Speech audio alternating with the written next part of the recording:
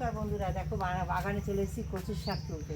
এই কচুর শাক দিয়ে কী রে, তো কচুর শাক তো তোমরা অনেক খেয়েছো, কিন্তু আমি আজকে কীভাবে এই দারুণ রেসিপিটা করব তোমরা একদম সঙ্গে থেকো। আশা করি কেউ খাওনি। হ্যাঁ, একদম অন্যরকমভাবে একটা অন্যরকম স্বাদে এই কচুর শাক তৈরি হবে। হ্যাঁ, এই কচুর শাক তুলে নেবো আমি, একদম পুরা শুদ্ধই তুলে নেবো বন্ধুরা, কচু সমেত।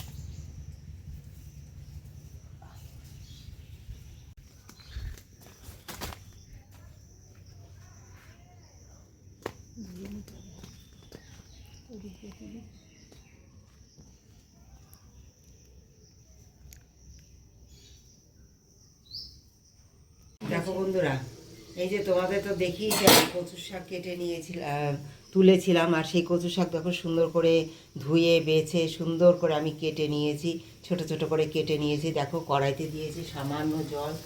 হ্যাঁ, জলের মধ্যে এই কচুর শাক অল্প জল দেবো, সামান্য। হ্যাঁ, একটু সিদ্ধ করে নেবো এই কচুর শাকটা। সব কচুর শাক আমি দিয়ে দিচ্ছি, আর দিয়ে দেবো একটু লবণ আমি সিদ্ধর সময় দিয়ে দেবো একটু লবণ, আর দিয়ে দেবো একটু হলুদ।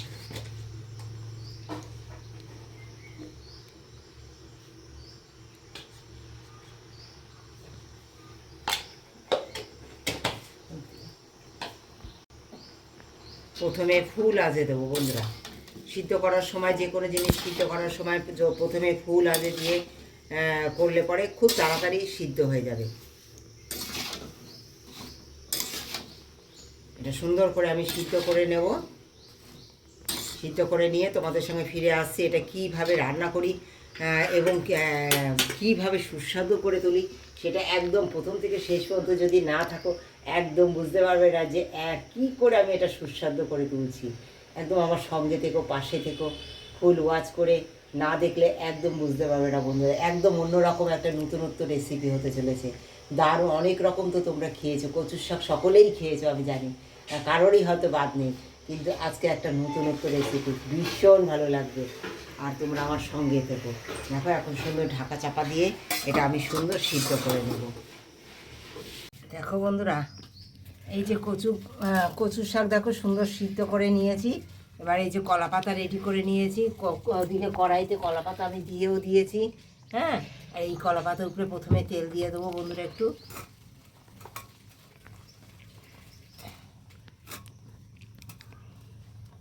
হ্যাঁ, এবার দেখো বন্ধুরা, হ্যাঁ সব কিছু তো প্রায় সিদ্ধ করাই।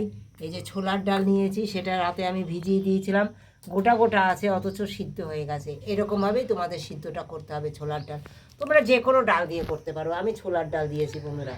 হ্যাঁ, আর দেখো প্রথমে আমি এটা কি করব জানো তো, এই যে ছোলার ডালটা আছে তো, ছোলার ডালটা এতে দেবো আমি। হ্যাঁ, ছোলার ডালের মধ্যে কি কি দেই তোমরা আমার সঙ্গে থাকো, দেখো দারুণ একটা সুস্বাদু রেসিপি, এত ভালো লাগবে না।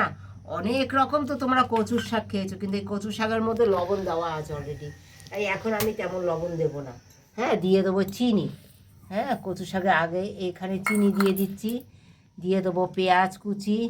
কেন চিনি দিচ্ছি সেটা বলছি তোমাদের, কেউ স্কিপ করে দেখো না। হ্যাঁ, আর দেখো এই যে দুটো শুকনো লঙ্কা নিয়েছি না, এই শুকনো লঙ্কা দুটো এইখানে পাতিয়ে দেবো আমি আগে, এইখানে পাতিয়ে দিলাম তলায়। দিয়ে দেবো 5 ফোড়ন। হ্যাঁ, দিয়ে দেবো কাঁচা লঙ্কা, সামান্য ধনে জিরের গুঁড়ো। হ্যাঁ, দিয়ে দেবো রসুন, দেখো গ্রেট করে নিয়েছি রসুন। হ্যাঁ, দিয়ে দেবো পেঁয়াজ কুচি পরিমাণ মতো, তোমাদের যতটা কচুর শাক হবে সেই অনুসারে। আমি বড় বড় দেখে দুখানা পেঁয়াজ কুচিয়ে নিয়েছি। দিয়ে দিচ্ছি গন্ধরাজ লেবুর রস, 1 চিলি এরকম কেটে নিয়েছি, এই 1 চিলি গন্ধরাজ লেবুর রস দিয়ে দিচ্ছি। দেখো যতটা যে টক খেতে ভালোবাসো সেই অনুসারে অবশ্যই দেবে। আমি একই দিয়ে দিলাম। দিয়ে দেবো এই যে পাতা, গন্ধরাজ পাতা দিয়ে এই ডালটার সঙ্গে মাখবো আমি, এই ডালটার সঙ্গে মাখবো আমি খুব সুন্দর করে, ডালটার সঙ্গে মাখবো। একটু শুকনো লঙ্কার গুঁড়ি লাগবে, একটু লঙ্কার গুঁড়ো কালার হওয়ার জন্য, আর দিয়ে দেবো কাঁচা সর্ষে তেল, দিয়ে মেখে নিচ্ছি আমি। হ্যাঁ, সব দিয়ে মেখে নিলাম। এইটা দেখো ডাল দিয়ে মাখলাম প্রথমে এরকমভাবে চটকে চটকে খুব ভালো করে মেখে নেবে চটকে চটকে ডালের মধ্যে। হ্যাঁ, এইবার দেখো এই যে কচুর শাকটা রয়েছে, এই কচুর শাকটা দিয়ে আমি মাখবো। দেখো এত সুন্দর লাগে না, অনেক রকম তো কচুর শাক খেয়েছো, একবার আমার মতো করে একবার খেয়ে দেখো না বন্ধুরা, তোমাদেরকে অনুরোধ করলাম। হ্যাঁ, আমার মতো আমি এইভাবে করছি না, এইটা একবার খেয়ে দেখো, এই গন্ধরাজ কচুর শাক ছোলার ডাল দিয়ে একবার খেয়ে দেখো কেমন লাগে। আমাকে জাস্ট একটু কমেন্ট করে তোমরা জানিও যে তোমাদের বাড়িতে তৈরি করে খেয়ে কেমন লেগেছে। এই যে লঙ্কা দুটো কেন তলায় দিয়েছি জানো, এই কলা পাতাটা তো পুড়বে আর এই লঙ্কাটা তখন পুড়বে, আর তাতে স্বাদটা কী বলো তো, ওই যে পোড়ার যে কলা পাতায় লঙ্কা পাতা পুড়ে যে কচুর শাকে লাগবে, এর যে একটা অসাধারণ স্বাদ তৈরি হবে।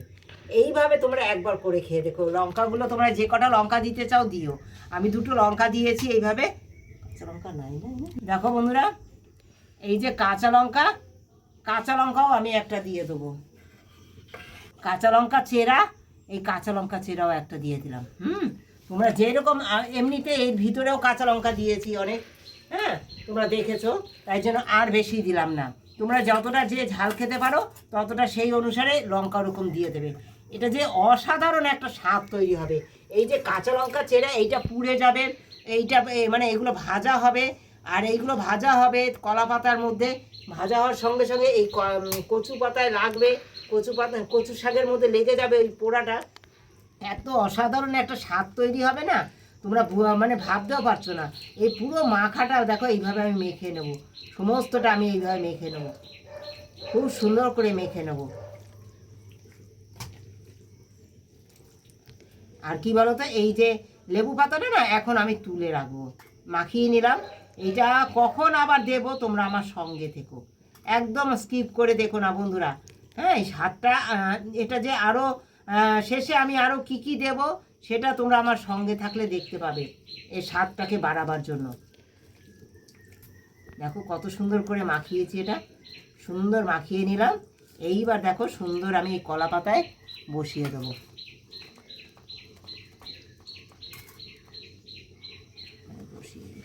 দুটো পাতা দিয়ে দিয়েছি অলরেডি, এবার এই কড়াইতে এটা বসিয়ে দেবো।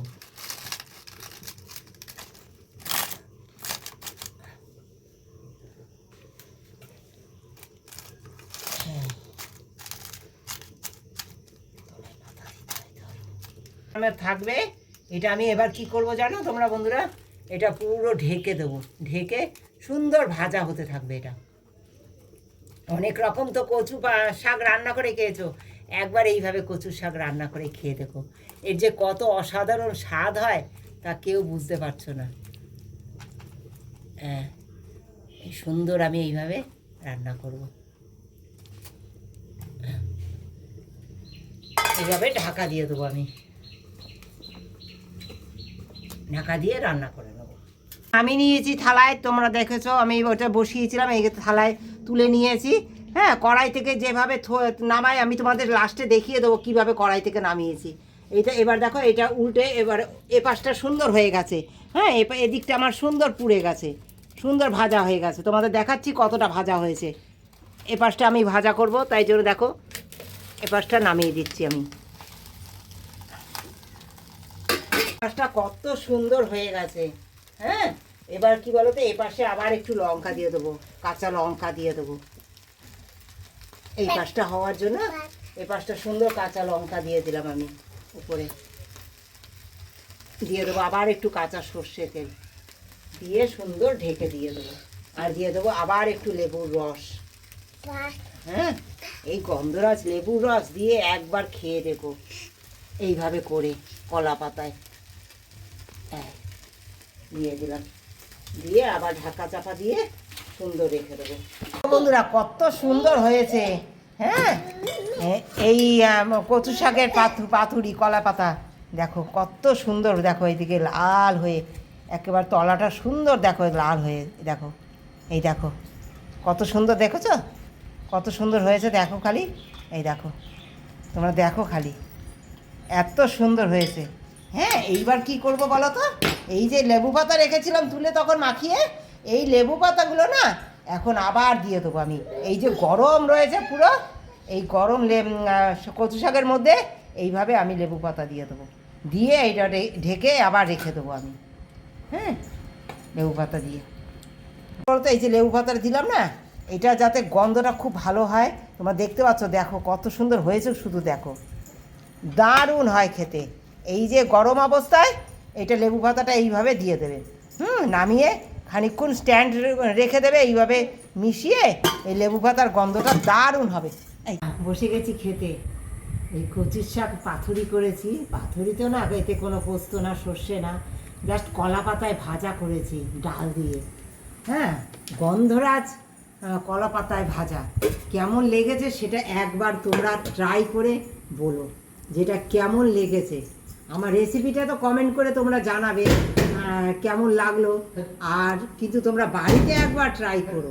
তোমাদেরকে অনুরোধ করলাম, তোমাদের যেন বাড়িতে একবার ট্রাই করে আমাকে জানিও যে রেসিপিটা কেমন লেগেছে খেতে, জাস্ট ফাটাফাটি হয়। এই যে গন্ধরাজ লেবু আর পাতা দিয়ে রেখে দেওয়া, এর গন্ধ স্বাদ কলা পাতা একেবারে জাস্ট দারুণ হয়, দারুণ।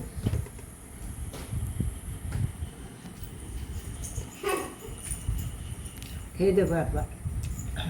অনেকে তো চিংড়ি দিয়ে খাও, অনেক কিছু দিয়ে খাও, একবার এই সহজ সাধ্য খাবার কলা পাতায় দিয়ে জাস্ট খালি করা, আর কিছুই না, কোনো মশলা না, তোমরা দেখলে ঘরে যা থাকে তাই, কোনো কিচ্ছু আমি দামি কোনো জিনিস ইউজ করিনি, সাধারণভাবে রান্না করেছি।